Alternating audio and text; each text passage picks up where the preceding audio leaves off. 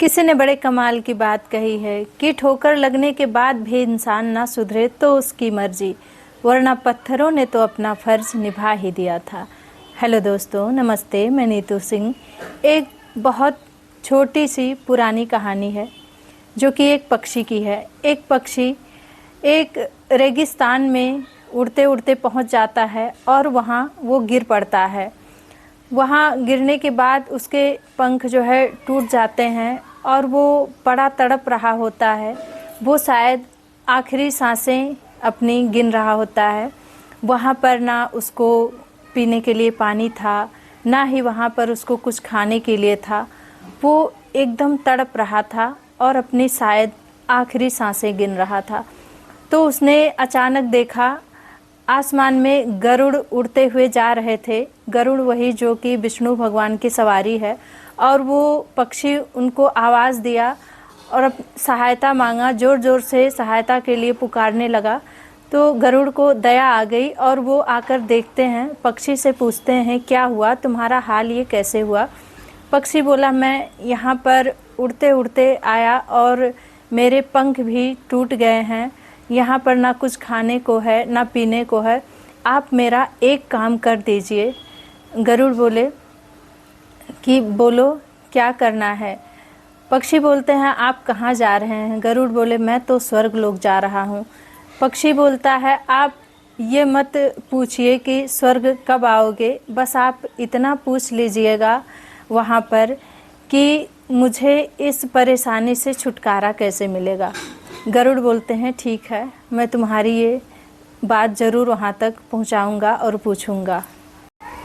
गरुड़ जब स्वर्ग लोक पहुँचते हैं तो वहाँ देखते हैं कि द्वार पे देवदूत खड़े रहते हैं। वो छोड़ते हैं छोटी सी ही बात तो पूछनी है, इन्हीं से पूछ लेते हैं।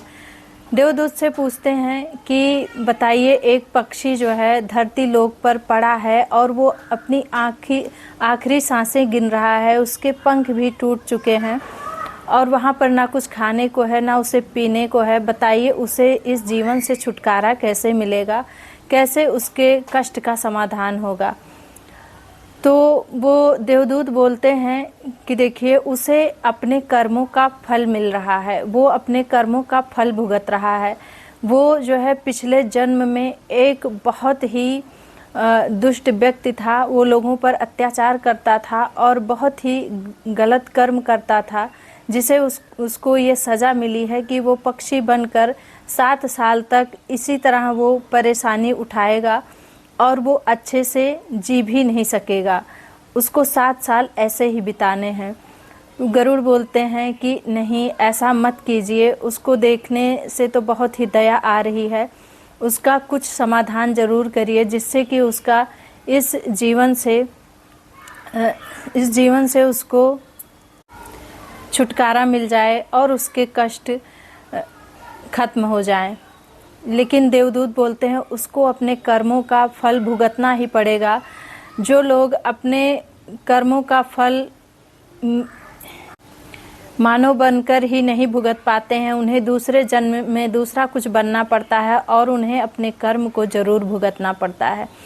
तो गरुड़ जी के बहुत ही सिफारिश करने के बाद वो बोलते हैं एक उपाय है, अगर वो इस काम को कर लेते हैं तो उनका कष्ट कम ज़रूर हो सकता है।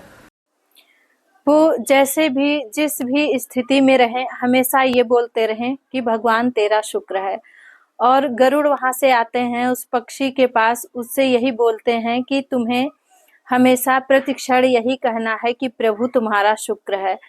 और वो पक्षी वैसा ही करता है। वो हमेशा जब उसे खाने को नहीं मिलता है, पानी नहीं मिलता है, वो भूख से तड़प रहा होता है, तब भी वो यही बोलता रहता है कि प्रभु तेरा शुक्र है, और यही हमेशा वो कहता रहता है।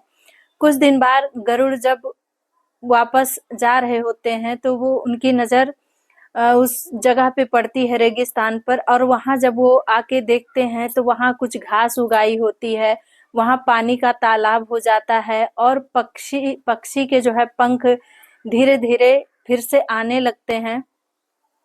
और केवल 7 दिन बीतते हैं। 7 दिन बीतने के बाद ही इतना परिवर्तन हो जाता है और वो पक्षी उड़ने की कोशिश भी करता रहता है। जब वो उड़ने की कोशिश करता है, जब नीचे आके गिरता है, तब भी वो यही बोलता है कि भगवान तेरा शुक्र है। गरुड़ जाते हैं स्वर्गलोक और उस देवदूत से पूछते हैं कि बताइए 7 ही दिन में ऐसा चमत्कार कैसे हुआ। देवदूत बोलते हैं वही जो मंत्र मैंने बताया था, इसी का प्रभाव है ये कि 7 दिनों में ही इतना परिवर्तन हो गया है। तो देखिए, ये कहानी गरुड़ और पक्षी की नहीं है, ये हम सभी की है। हम में से कई लोग ऐसे हैं जो जिनके जीवन में कुछ गलत होता है तो वो भगवान को कोसते रहते हैं कि भगवान तूने ऐसा कर दिया, भगवान ऐसा वैसा कर दिया। वो अपने कर्मों को नहीं देखते हैं कि हमारा कर्म कैसा है, बस भगवान को ही कोसते हैं कि भगवान ने मेरे साथ अच्छा नहीं किया, ऐसा नहीं किया, वैसा नहीं किया। तो भगवान को कोसना बंद कीजिए, बल्कि उनको हमेशा धन्यवाद दीजिए कि भगवान आपने जो भी मुझे दिया है वो बहुतों को नसीब नहीं है।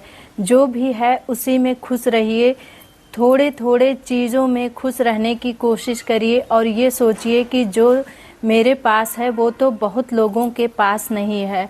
अगर आपका सिर दर्द करता है फिर भी भगवान का शुक्रिया कीजिए कि भगवान आप, ये तो मेरा केवल सिर ही दर्द कर रहा है, कम से कम बुखार तो नहीं आया।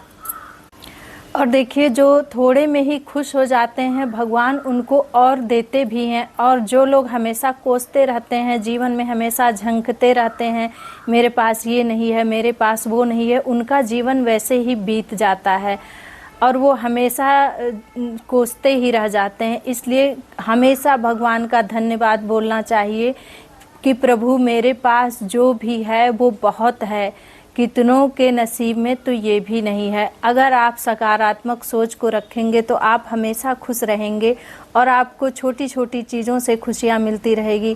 और अगर आप हमेशा नकारात्मक सोच रखेंगे तो हमेशा दुखी रहेंगे। इसलिए अपने जीवन में हमेशा पॉजिटिव रहना चाहिए और पॉजिटिव चीज़ों को ही सोचना चाहिए। इससे हमारा जीवन हमेशा खुश रहता है।